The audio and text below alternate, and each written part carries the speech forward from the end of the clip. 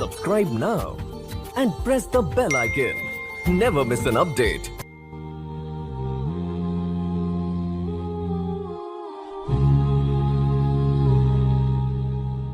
घर में हर चेहरा खुशी से दमक रहा था। वाकई खुशी का मकाम था। राना तालिब हुसैन का होनहार बेटा लेफ्टिनेंट बन गया था। आज डाकिया ने जो छोटा सा लेटर पकड़ाया था वो पूरे घर के लिए खुशी का परवाना साबित हुआ था। तह नदीम घर आए तो फिजाएं बदली हुई थीं। घर वाले उन्हें मुबारकबाद दे रहे थे, मगर उनके चेहरे पर खुशी की बजाय परेशानी और उदासी के आसार पैदा हो गए। ये भी उनके ईमान का इम्तिहान था कि जब उन्होंने जानिब मकतल जाने के लिए पुख्ता इरादा कर लिया, ऐन उसी वक्त एक पुरकशिश नौकरी का आर्डर आ गया। हर वालिदैन की ये दिली ख्वाहिश होती है कि उनके बच्चों को ज़िंदगी की हर खुशी और सहूलत मुयस्सर आए। बड़ी औलाद पर वक्त से पहले ही उन जिम्मेदारियों का बोझ डाला जाता है कि छोटे बहन भाइयों के मुस्तकबिल का भी उन्हें ख्याल करना है। उस रात उन्हें काफ़ी देर नींद नहीं आई। बहन भाइयों के चेहरे उनकी आंखों के सामने आ गए जो इस दिन खुशी से खिले हुए थे। काफ़ी सोच विचार के बाद उन्होंने अपने अजीज़ों के लिए दुनिया की आर्जी और फ़ानी खुशियों के बदले आखिरत की हकीकी और दायमी खुशियों का इंतखाब किया। उन्हें यह ख्याल भी परेशान करने लगा कि उनके जाने के बाद घर वालों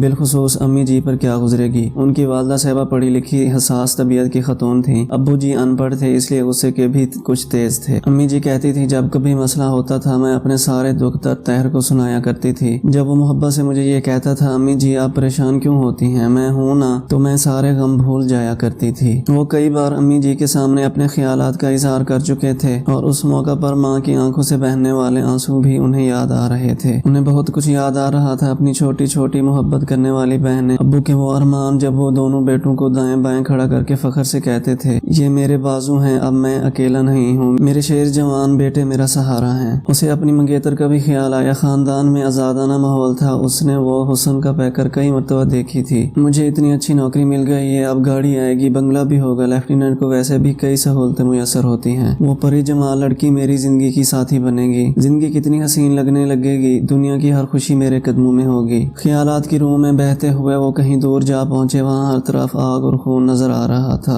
गोलियों से चलनी लाशों पर बैन करती माएं, वो दरीदा आंचल बहनें जिनके आंसू उनके चेहरों पर उनके अरमानों का नोहा लिख रहे थे। वो तस्वर की आंख से उस बूढ़े बाप को देख रहे थे जिनकी आंखों के सामने उसकी इज्जत नीलाम की जा रही थी। उसे एक झरझरी सी आई, वो जैसे नींद से बेदार हुए। या अल्लाह हम कितने बेहिस हो चुके हैं, इस्लाम लुट रहा है, हमारी बहनों के सर से दुपट्टे उतारे जा रहे हैं, उनकी इज्जतें तार तार हो रही हैं और हम मुसरतों में ही पड़े हुए हैं। हाँ मैं कश्मीर जाऊंगा, वहाँ की मजलूम बहनों को मेरी ज्यादा जरूरत है। मेरी बहनें तो महफूज हैं, बाइज्जत तौर पर अपने घर में रह रही हैं, मुझे इनकी फिक्र नहीं करनी चाहिए। उन्होंने वो कागज का टुकड़ा उठाया, उसको बगौर देखते हुए सोचने लगा क्या ये नौकरी मेरे रास्ते की रुकावट बन रही है, मैं ऐसा नहीं होने दूंगा। फिर उन्होंने उस कागज के 2 हिस्से कर डाले। एक छोटा सा खत अपने घर वालों के नाम तहरीर किया और उन दोनों को तकिए के नीचे रखकर आने वाली सुबह के बारे में सोचने लगे। अगले दिन वो नई मंजिलों और नए रास्तों की तरफ महवे सफर थे। उनका रुख अफगानिस्तान में मस्कर खालिद बिन वलीद की जानिब था। उनके जाने के बाद घर में सफ़े मातम बिछ गई। वो क्या गए, घर से खुशियां एक एक करके रोश कर जाने लगी। दादी अम्मा भी अब चुप चुप रहने लगी थी। तह नदीम उनको हर वक्त छेड़ते रहते थे और दादी अम्मा की प्यारी डांट डपट से घर वाले महजूज होते तो वो प्यार से उन्हें जज्जा और शेर कहा करती थी। सरे शाम दादी अम्मा हुक्म देती थी मेरे शेर के कमरे की बत्ती जलाओ, खबरदार उधर कभी अंधेरा ना रहे। कुछ अर्सा बाद उन्होंने मस्कर से खत भेजा। वो इब्तिदाई तर्बियत हासिल कर चुके थे। उसके बाद मामू इब्राहिम उन्हें मस्कर से वापस ले आए। वो वापसी के लिए कब तैयार थे। आखिर उनके उस्ताद ने उन्हें कुछ अरसा घर जाने की इजाज़त दे दी। वो काफ़ी बदल गए थे। मुजाहिदीन के ईमानी माहौल में शब रोज़ गुजारने के बाद उन्हें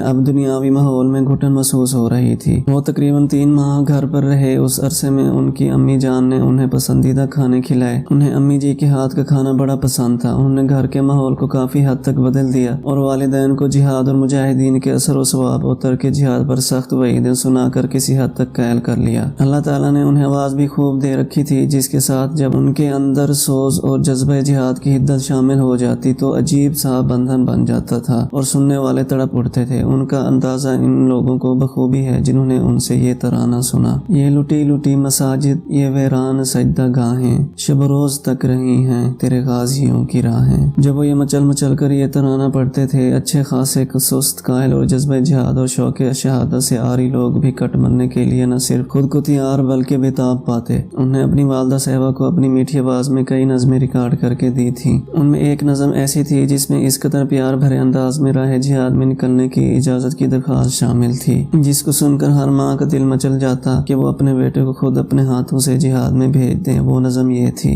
اے میری ماں، تو مجھے جلد اجازت دے دے، جو بھی دینا ہوگا عنوان شہادت دے دے۔ میں نے مانا میرے ہر عیش کی دنیا تو ہے، میں نے مانا میرے ہر غم کا مداوا تو ہے۔ جب سے کانوں میں یہ آواز جہاد آئی ہے، سب سے ہی ترک کے تعلق کی قسم کھائی ہے۔ اے میری ماں، تو مجھے جلد اجازت دے دے۔ 3 ماہ بعد وہ دوبارہ افغانستان کی سنگلاخ وادیوں میں جا پہنچے۔ اس مرتبہ انہوں نے جند اللہ نامی خصوصی ٹریننگ حاصل کی۔ یہ 6 ماہ کی ایک خاص قسم کی کمانڈو ٹریننگ ہوتی ہے۔ انتہائی سخت اور مشقت طلب یہ تربیت سخت سردیوں میں ہوتی ہے۔ اس خصوصی تربیت کے ذریعے اسلام کے شاہینوں کو کشمیر کی منجمد کر دینے والی سردی اور برف باری پہاڑوں کے لیے تیار کیا جاتا ہے۔ انہوں نے اس مرحلے کو ہمت اور استقامت کے ساتھ عبور کیا۔ مسکر میں استاد ان کے اندر چھپی خداداد صلاحیتوں کو بھانپ چکے تھے، اس لیے انہیں تربیت لینے کے بعد استاد مقرر کیا گیا۔ وہ ایک لمبا عرصہ افغانستان میں تربیت دینے میں مصروف رہے۔ بقول امیر محترم وہ جسم کے ساتھ ساتھ نظریہ بھی بنانا جانتے تھے۔ ان کے ساتھیوں اور اساتذہ کا کہنا ہے وہ جن دنوں ٹریننگ کے سینٹر کے مایہ ناز استاذ تھے، ان دنوں میں بھی انہوں نے اپنے آپ کو زیادہ تر طالب علم ہی بنا کر رکھا۔ وہ جہاں کہیں سے بھی عسکری ٹریننگ کے حوالے سے، خصوصاً بارود کے حوالے سے کچھ سیکھنے کو ملا، ذاتی دلچسپی لے کر سیکھتے رہے۔ ہفتہ وار چھٹی ہو یا 24 گھنٹے کے دوران چھٹی کے اوقات ہوں، وہ ان اوقات کو کھیل تماشوں میں اڑانے اور فارغ پڑے رہنے کی بجائے مختلف عسکری تجربات میں گزارتے۔ ان اوقات میں انہیں اکثر ٹریننگ کے سینٹر کے دائیں بائیں پھیلے لوگ گھاٹوں میں بارود کے دھماکے کرتے ہوئے دیکھا جا سکتا تھا۔ اس کام سے بچنے والے وقت میں سارا کیمپ ان کے جہادی ترانوں سے گونجتا رہتا تھا۔ وہ کافی عرصہ گھر نہیں لوٹے اور اب وہ تہ ندیم سے استاد ساجد جہادی بن چکے تھے۔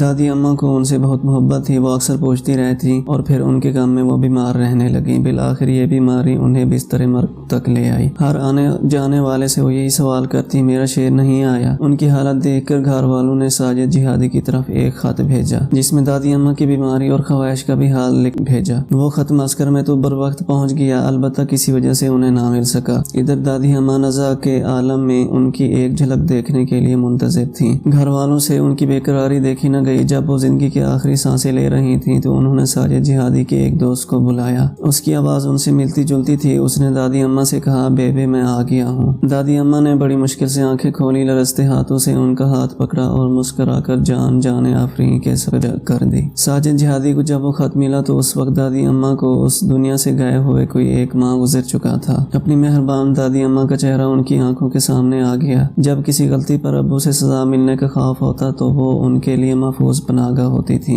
انہیں بہت کچھ یاد آ رہا تھا۔ انہیں امید تھی کہ دادی اماں اب بھی میرا انتظار کر رہی ہوں گی۔ فوراً رخت سفر باندھ لیا۔ جب وہ افغانستان سے گھر پہنچے اس وقت صبح صادق کا وقت ہو رہا تھا۔ ہلکی ہلکی روشنی میں ان کی چھوٹی بہن اور بھائی سپارہ پڑھنے کے لیے گھر سے باہر آ رہے تھے۔ گیٹ کے باہر قدم رکھتے ہی انہیں نیم طریقے میں کوئی آدمی نظر آیا۔ کمر کے ساتھ بڑا سا بیگ لٹکائے، سر پر افغانی ٹوپی اور لمبے لمبے بالوں والا یہ نوجوان ان کے لیے اجنبی سا تھا۔ وہ ڈر کے مارے اندر بھاگے۔ امی دیکھیں تو باہر کون کھڑا ہے؟ ماں نے پہلی نظر میں ہی انہیں پہچان لیا۔ ارے یہ تو میرا طاہر ہے، تمہارا بھائی ہے۔ پھر انہیں گلے لگا کر خوب پیار کیا۔ جب وہ گھر سے گئے تھے تو اس وقت داڑھی مونچھ بھی پوری طرح نہیں نکلی تھی۔ اب خوبصورت داڑھی کے علاوہ شانوں تک بکھری لمبی لمبی زلفیں بھی تھیں۔ بہنیں ان کی زلفوں کی چٹیاں بنایا کرتی تھیں۔ وہ سب کو مجاہدانہ حلیے میں بہت پیارے لگ رہے تھے۔ جب انہیں معلوم ہوا کہ دادی اماں اس دنیا سے رخصت ہو گئی ہیں تو انہیں دلی